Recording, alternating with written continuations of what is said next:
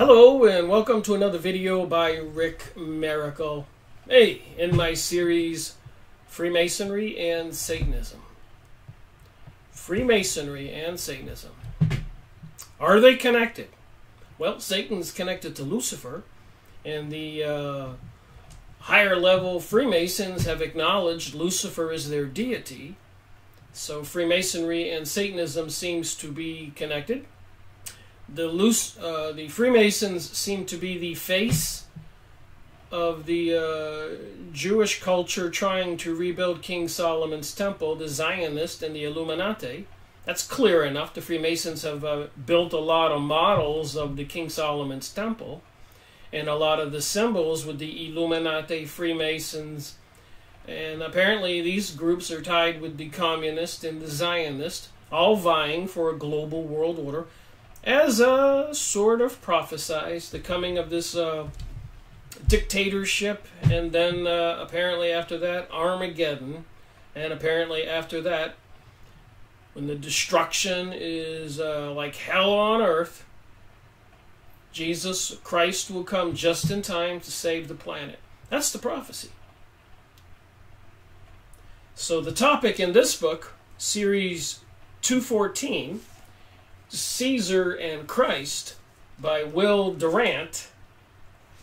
This brilliantly written history surveys all aspects of Rome, Roman life, politics, economics, literature, arts, morals. It ends with the conflicts of the pagans, the Christian forces, and raises the curtain on the great struggle between the church and state. On the cover of this book. So if you go on used book sites like abebooks.com, and I think I picked this up for just a few dollars, you can get some of these Will Durant books. Just put that in as the author and look for the book series, The Story of Civilization, and the different periods of time. From reading this, I am fascinated, and far as I'm concerned, being that it was published in 1944, World War II was still on. It seems to me invaluable information, and so far as I can see, it's unbiased. Copyright 1944. 16th printing. So I somehow, when I started my investigation 5 years ago, I acquired this whole series in a box. And somewhere in my life, they just disappeared. So I had to really hunt to find this one, because I even forgot his name, Will Durant. So I kept telling myself, what was that series about? Those look like some interesting books. So now that I have rediscovered his name and purchased one of the books, I can go online and get the rest of them. The topic I'm going to discuss in this book is Jesus. During that period of time, Caesar and Christ. What happened back then, and where can you find some reliable information? A source you can trust. That's what I look for. All right. 4 BC to 30 AD. So 30 years after Jesus was born to 4 BC, 4 years before he was born. What happened over there? Where they now have joyfully celebrating and even making a coin with Donald Trump's head on it, the acquisition of Jerusalem, and apparently readying to rebuild King Solomon's temple, fulfilling a biblical prophecy. Make no mistake about it. That's important. Probably more important than anything going on in our lives. That's probably explaining everything that is going on in our lives. What is this religion that hates Christianity, and what happened back then? All right, so it starts out, did Christ exist? Is the life story and founder of Christianity the product of human sorrow, imagination, and hope? A myth comparable to the legends of Krishna, Osiris, Attis, Adonis, Dionysus, and Mithras? Early in the 18th century, the circle of Bolingbroke, shocking even Voltaire, privately discussed the possibility that Jesus never lived. Voltaire propounded the same doubt in his Ruins of Empire in 1791. Napoleon, meeting the German scholar Wieland in 1808, asked him no petty question of politics or war, but did he believe in the history of Christ? That would have been Napoleon asking the German scholar, did he believe in the historical story of Christ? One of the most far-reaching activities of the modern mind has been the higher criticism of the Bible, the mounting attack upon its authenticity and veracity, countered by the heroic attempt to save the historical foundations of the Christian faith. The results may in time prove as revolutionary as Christianity itself. The first engagement in this 200-year war has fought in silence by Herman Ramirez, professor of Oriental languages at Hamburg. On his death in 1768, he left cautiously unpublished a 1,400-page manuscript on the life of Christ. 6 years later, Gotthold Lessing, over the protest of his friends, published portions of the Wolfenbüttel fragments. Ramirez argued that Jesus can only be regarded and understood not as the founder of Christianity, but as the final and dominant figure in the mystical, ethological, estological of the Jews, i.e., Christ thought not of establishing a new religion, but of preparing men for the imminent destruction of the world and God's last judgment of all souls. Wow, that's a first opening second paragraph. In 1796, Herder pointed out the apparently irreconcilable differences between the Christ of Matthew, Mark, and Luke and the Christ of the Gospel of St. John. In 1828, Heinrich Paulus, summarizing the life of Jesus in 1,192 pages, proposed a rationalistic interpretation of the miracles, i.e., accepted their occurrences, but ascribed them to natural causes and powers. In an epic making life of Jesus, 1835 to 1836, David Strauss rejected this compromise. The supernatural elements in the gospel, he thought, should be classed as myths, and the actual career of Christ must be reconstructed without these elements in any form. Strauss's massive volumes made biblical criticism the storm center of German thought for a generation. In the same year, Ferdinand Christian Barr attacked the epistles of Paul, the books of Paul in the Bible, rejected as unauthentic, but all those of the Galatians, Corinthians, and Romans. In 1840, Bruno Bert began a series of passionately controversial works aiming to show that Jesus was a myth and the personified form of a cult that evolved in the 2nd century from a fusion of Jewish, Greek, and Roman theology. So what else happened back then, 1840, 1750, 1780? 1776 was the foundation or the beginning of America, the Declaration of Independence from Britain. 1776 was when the Rothschilds Illuminati instructed Adam Weishaupt, a ex-Jesuit, to form the Illuminati, and the plans were to take over the Freemason lodges. And that was the beginnings. It was probably some prior work towards this end, but you can see here there were rumors and thoughts out there trying to promote the idea before 1800, 1760, 1780, when the United States was created. The Illuminati was created. And in the early 1800s, the French Revolution went down. All the property owners and business owners, the Burgundies, with the Freemasons and Illuminati behind the scenes controlling the situation, murdering so many people, destroying so much property, with the beginning of the revolutions, and many to come after that, including World War I and World War II and 9/11. And of course the entire destruction of the Middle East before our own eyes in the last 20 years.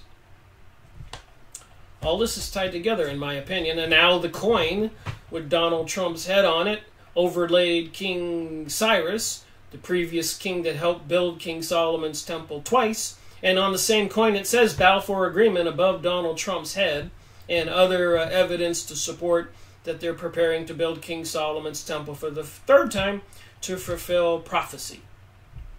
So what else does it say in this book? I just wanted to throw in a sidebar there that I think is important to think about the other things that were going on. In 1863, Ernest Renan's Life of Jesus, alarming millions, 1863, 20-something years before World War I, 45, 40, 50 years. They were busy. 1863, alarming millions with its rationalism and charming millions with its prose, gathered together the results of the German criticism and brought the problem of the Gospels before the entire educated world. So you think they're messing with our minds now?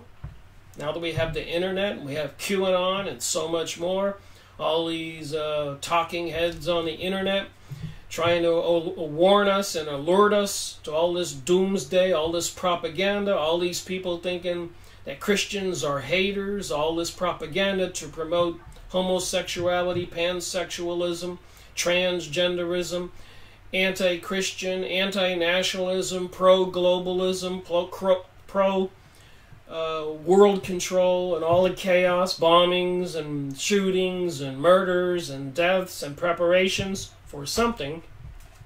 Jade Helm 15 in 2015, G5 network coming online, directed energy weapons, chemtrail spraying, FEMA camps, and so much more. Toxic vaccines, GMO foods. I could go on for a while. All you have to do is go watch many of my previous videos and plenty of other videos out there.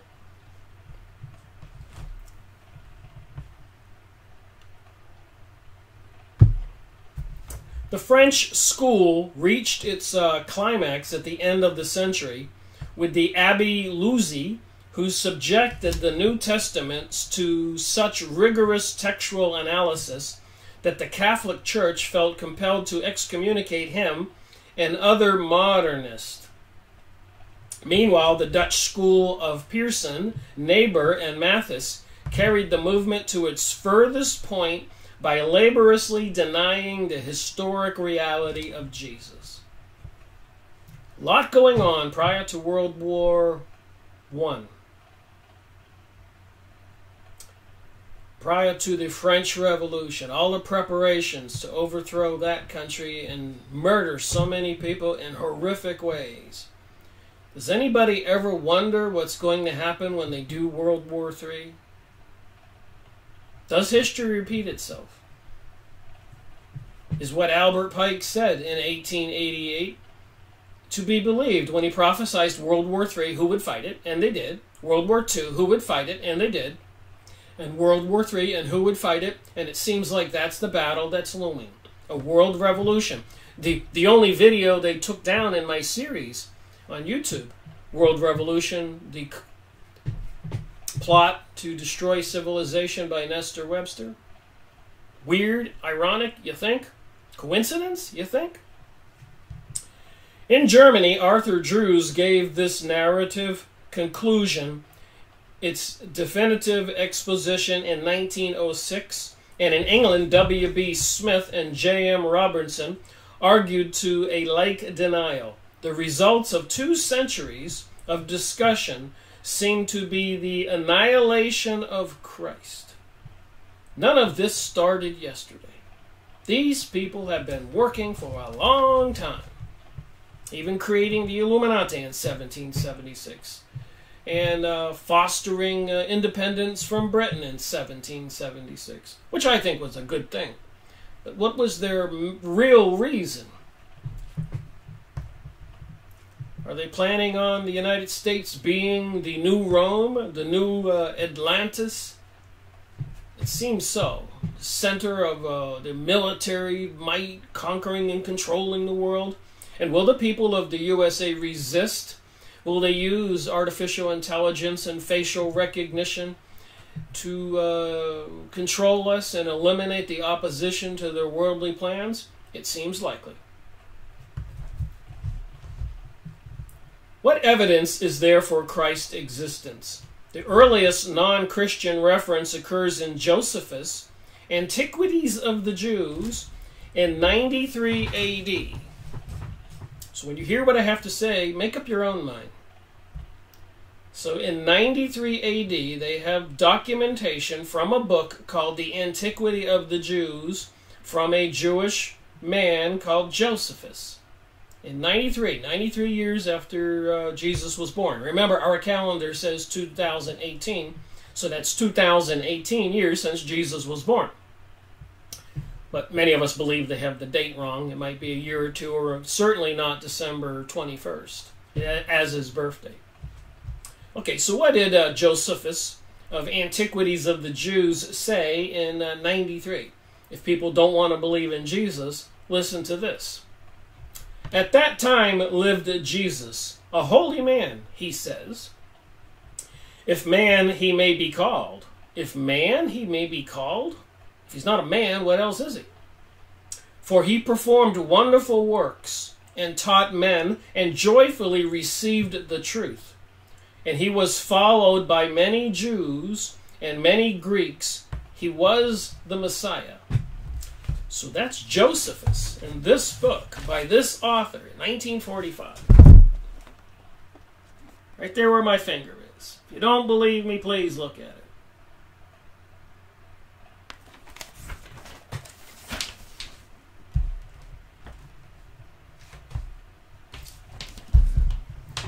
There may be a genius... excuse me.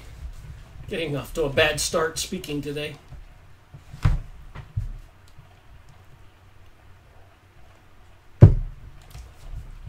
There may be a genuine core in these strange lines, but the high praise given to Christ by a Jew, uniformly anxious to please either the Romans or the Jews, both at the same time in conflict with Christianity back then, renders the passage suspect, and the Christian scholars reject it as almost certainly an interpolation.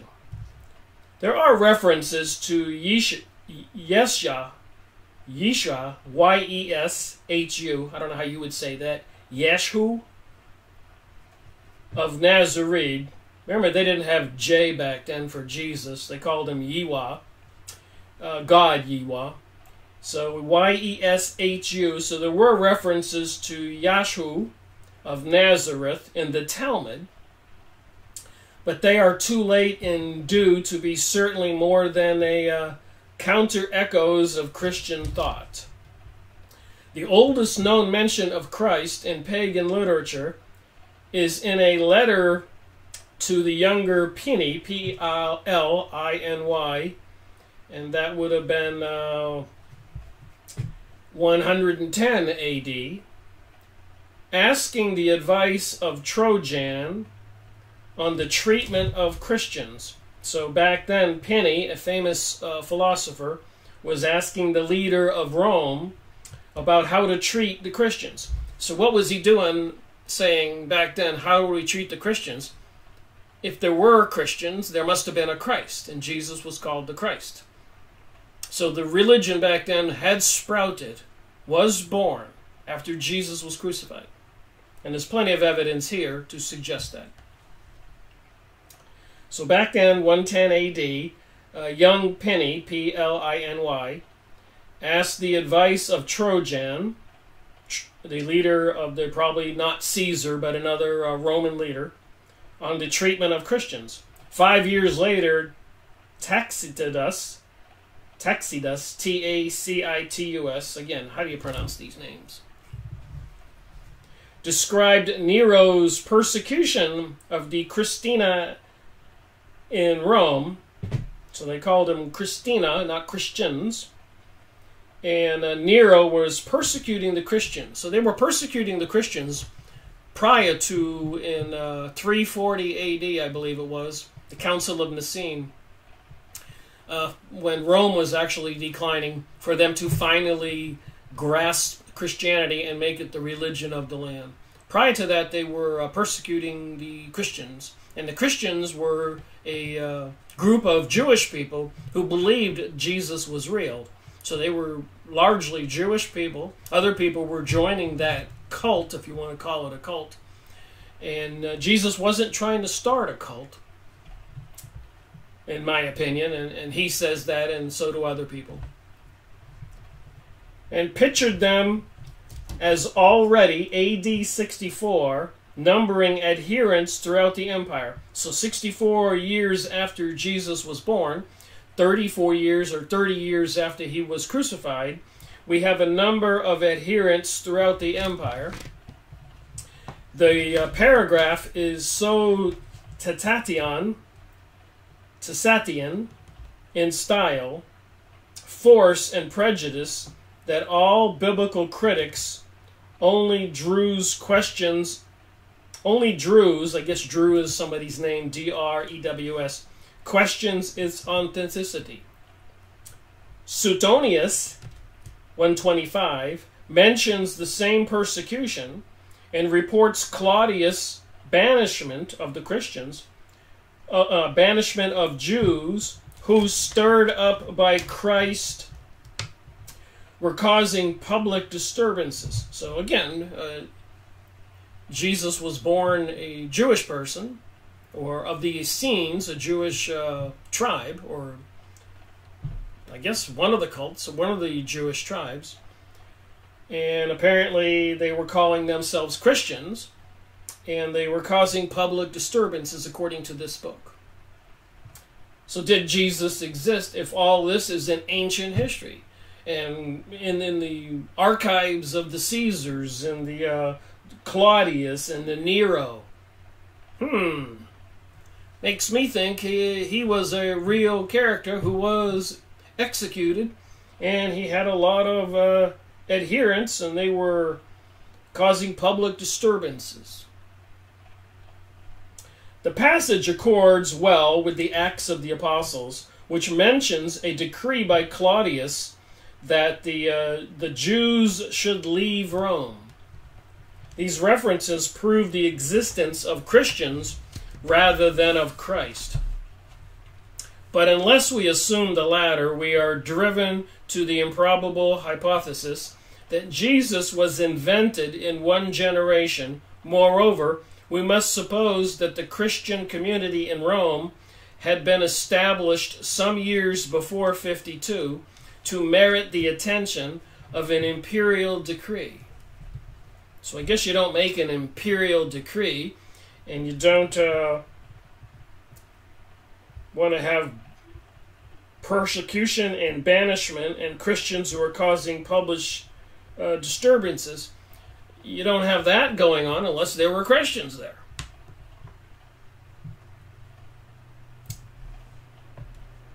About the middle of this first century, a pagan named Thalius, in a fragment preserved by Julius Africanus, argued that the abnormal darkness alleged to have accompanied the death of Christ, the abnormal darkness.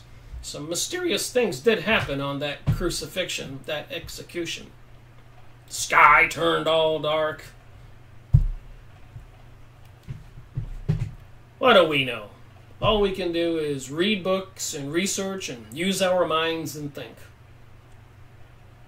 So back then, Julius Africanus argued that the abnormal darkness alleged to have accompanied the death of Christ was a purely natural phenomenon. Just like when the Pope resigned and a new Pope was selected, Francis, the one we have now, lightning struck the Vatican. I suppose we can call that a purely natural phenomenon too. And coincidence. In this book it says coincidence about the abnormal weather and whatever happened. The argument took the existence of Christ for granted.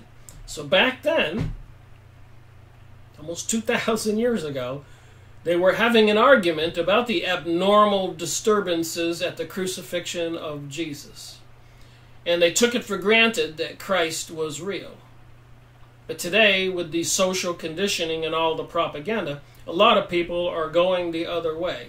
And actually wearing tattoos and clothing and worshiping devil statues they put in Detroit in the streets, and so much more satanic symbolism everywhere. The denial of that existence seems never to have occurred. So the denial of the existence of Jesus Christ never have occurred even to the bitterest Gentile or Jewish opponents of Nascent Christianity. So prior to 1750 or 60, early 1800s, and during the 1900s, never was there a denial that the stories written throughout history were not real. The Christian evidence for Christ begins with the letters ascribed to St. Paul. Some of these are of uncertain authorship. Several, antedating 64 AD, are almost universally accounted as substantially genuine. No one has questioned the existence of Paul or his repeated meetings with Peter, James, and John and Paul. Enviously admits that these men had known Christ in the flesh. And that's another thing. When you do go read the Bible, the New Testament, and I've made videos on the first 5 or 6 books, Series 72, you need to pay attention to the conversation, the simple human characteristics of people. And in that story, Paul meeting with Peter, James, and John enviously is jealous because these other apostles had met Jesus in the flesh and he did not. The accepted epistles frequently refer to the Last Supper and the crucifixion. Matters are not so simple as regards the gospel. The 4 that have come down to us are survivors from a much larger number that once circulated among the Christians of the first 2 centuries. Our English term gospel, an Old English God spell, good news, is a rendering of the Greek ingenuine, evangelion. These words drive me crazy. Euangelion, evangelion, which is the opening word of Mark, meaning the glad tidings that the Messiah had come and the kingdom of God was at hand. The Gospels of Matthew, Mark, and Luke are synoptic. Their contents and episodes allow of being arranged in parallel columns. So the stories are kind of sequential, similar. So you can actually write down the things they say in columns and compare what the different books say. And you can view them together, it says here. They were written in the Greek coin of popular speech and were no models of grammar or literary finish. Nevertheless, the directness and force of their simple style, the vivid power of their analogies and scenes, and the depth of their feeling, and the profound fascination of the story they tell, give even the rude originals a unique charm. immensely enhanced for the English world by the highly inaccurate but lordly version made by the King James, the New Bible most people use today. All right, continuing on. The oldest extant copies of the Gospel go back only to the 3rd century. The original compositions were apparently written between 60 AD and 120, and were therefore exposed to 2 centuries of errors and transcription, and to possible alterations to suit the theology or aims of the copyist, sect, or time. Christian writers before 100 quote the Old, but never the New Testament. The only reference to the Christian gospel before 150 is in Papias, who about 135 reports an unidentified John the Elder as saying that Mark had composed his gospel from the memories conveyed to him by Peter. Papias adds, Matthew transcribed in Hebrew the Logia, apparently an earlier Aramaic collection of the sayings of Christ, back in 135. Probably Paul had some such documents, for though he mentions no Gospels, he occasionally quotes the direct words of Jesus. So back then they weren't calling them Gospels or anything like that. They hadn't actually put together a book called the New Testament. These were just documents about the life of Jesus, which is the way it would be. Nobody had started a new religion. Criticism generally agrees in giving the Gospel of Mark priority and in dating it between 65 and 70. Since it sometimes repeats the same manner in different forms, it is widely believed to have been based upon the Logia or upon another early narrative, which may have been the original composition of Mark himself. Our Gospel of Mark was apparently circulated while some of the apostles or their immediate disciples were still alive. It seems unlikely, therefore, that it differed substantially from their recollection and interpretations of Christ. We may conclude, with the brilliant but judicious Switzer, that the Gospel of Mark is in essentially genuine history. Orthodox tradition placed Matthew's Gospel first. Irenaeus described it as originally composed in Hebrew, i.e. Aramaic, but it has come down to us only in Greek.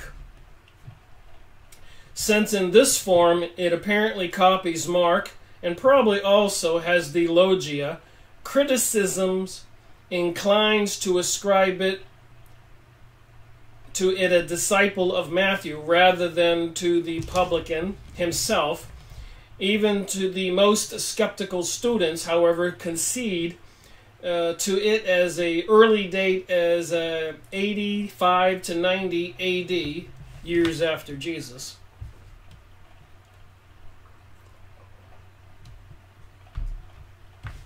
Aiming to convert Jews, Matthew relies more than the other evangelists on the miracles ascribed to Jesus. So they were trying to show that these miracles that Jesus did shows that he was who he said he was, the Son of God, or the entity here, the Savior. The Islamists, the Muslim Arabs, in their Bible, the Quran, they acknowledge Jesus and his existence, but they prefer to describe him as a great prophet. And it's part of their religious celebrations, FYI.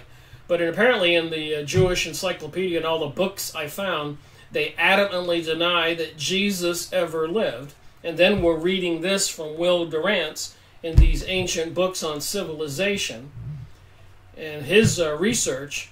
So clearly the Encyclopedia Judaica and the Jewish encyclopedias and all that are definitely trying to erase the memory of Jesus and Christianity, as well as the obvious evidence in our reality today, 2018 and before, and the school systems, and also during the communist hearings in 1920s and 1930s after World War I, that they were going to infiltrate all aspects of our society, and they were going to destroy the Christian memory. And apparently the cross is an insult, or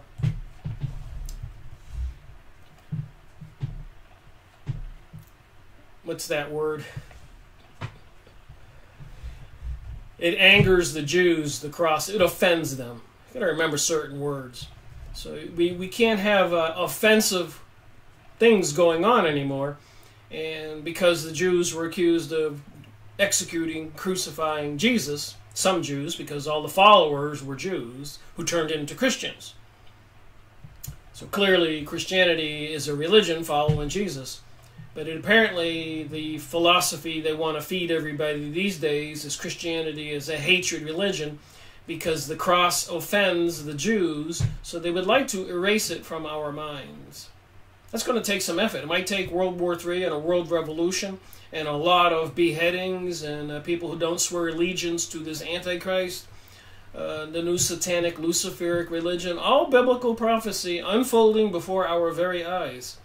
Believe it or not. I wouldn't have believed it if I hadn't been doing research since 2005. You wouldn't be able to convince me. But here I am finding this book and reading these stories.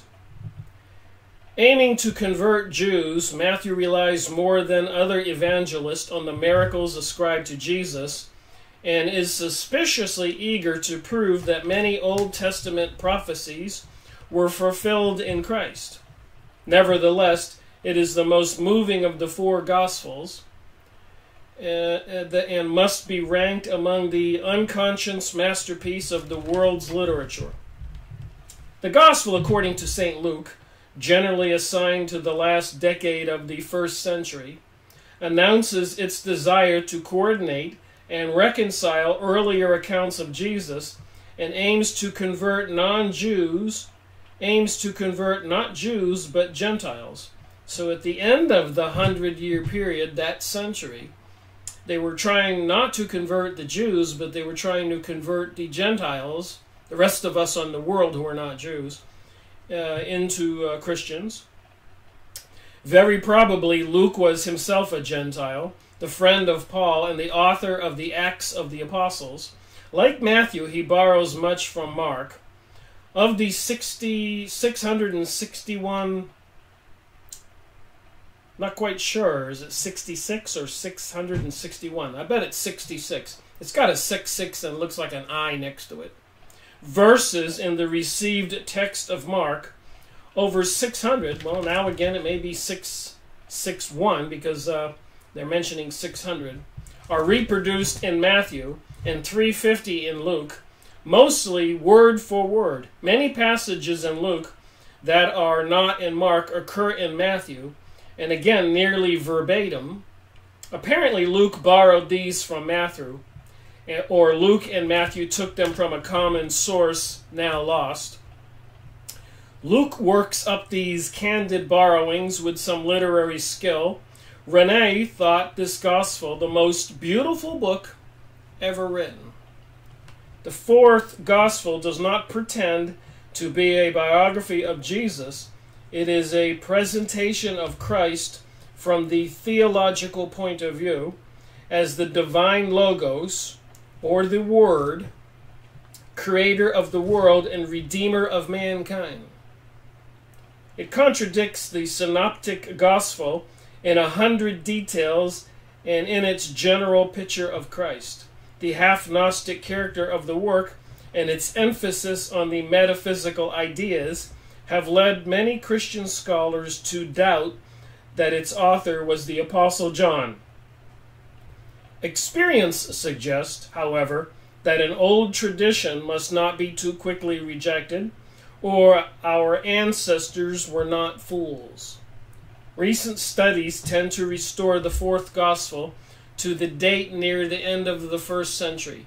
So the first 100 years of the calendar, 2018, so since the birth date of Jesus Christ, Jesus of Nazarene, is the period we're talking about. There's a little note on the bottom here.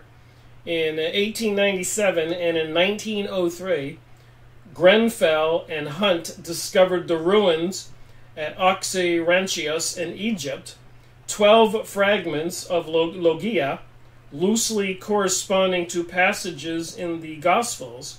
These propia, these scrolls, are not older than the 3rd century, 300 years after Jesus, not older than that, but they may be copies of older manuscripts.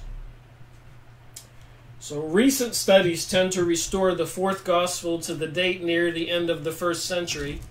Probable tradition was correct in assigning the same author to the epistles of John. They speak of the same ideas in the same style. In summary, it is clear that there are many contradictions between one gospel and another, many dubious statements of history, many suspicious resemblance in the legends told by the pagan gods, many incidents apparently designed to prove the fulfillment of the Old Testament prophecies, and many passages possibly aiming to establish a historical basis for some later doctrine or ritual of the church. Remember, Christianity as a religion, Catholic Rome, had not been established yet. These were just stories and that were written documentation about the activities and the words of Jesus back then. The evangelists shared with Cicero, Sallust, and Tatius, the leaders back then, the conception of history as a vehicle for moral ideas, either leaders or philosophers, famous philosophers, writers. And presumably the conversations and speeches reported in the Gospels were subject to old frailties of illiterate memories and the errors of emendations of copyists. All this granted, much remains. The contradictions are of minutiae, not substance. So the contradictions are minuscule. The actual happenings are not the contradictions. In essentials, the synoptic gospels agree remarkably well and form a persistent portrait of Christ.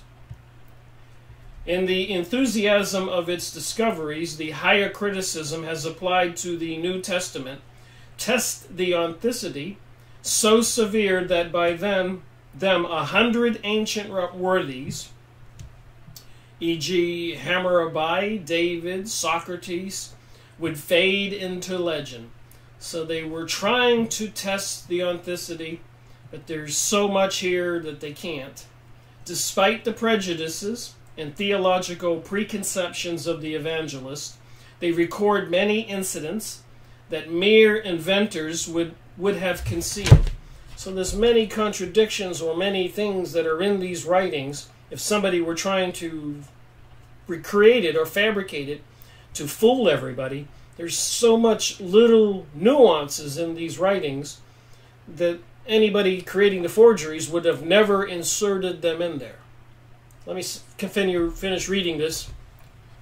I had to think this through myself.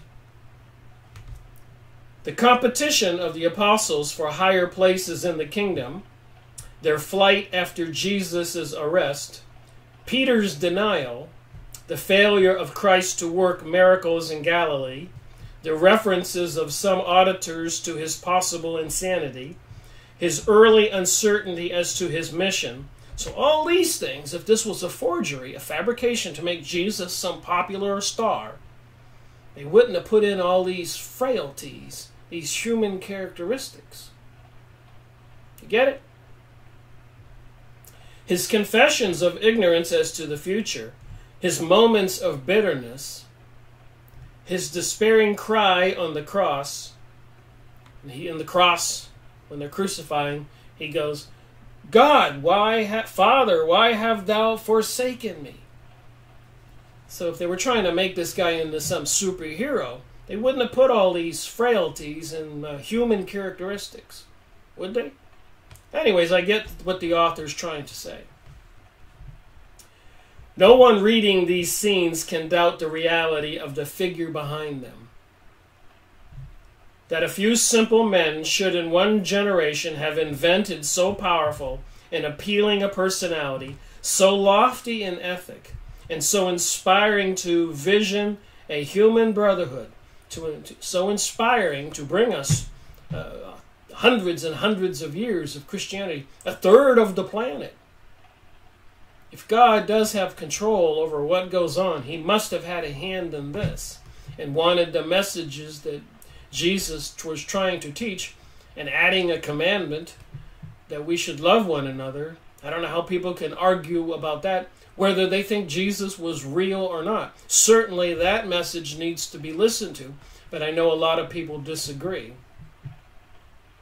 and think it's okay to have theft and murder of weaker people so you can live a more opulent life and kingdoms and mansions and the people poor and starving.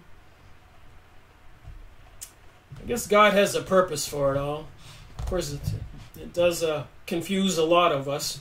But there's a reason why we spiritual beings are in these biological bodies. Maybe it is some kind of school, and it has to be some kind of difficult test. Just thinking. So a vision of a human brotherhood would be a miracle far more incredible than any recorded in the Gospels. After 2 centuries of higher criticism, the outlines of life, character, and teachings of Christ remain reasonably clear, constitute the most fascinating feature in the history of Western man. So I'm going to stop there on this video. I will be continuing this chapter. The next portion in this chapter is the growth of Jesus, and I'll make another video on that. But I thought I would just take a small bite at a time at this book and read some portions published in 1944 by apparently Will Durant. I need to look more into who he is, and he had a whole series of encyclopedia-like books in different periods, in different nations, in different portions of the world, the story of civilization. Big, thick book. So how many pages here? Over 730 pages. Valuable information. You can go find this book on some used book site or used bookstores.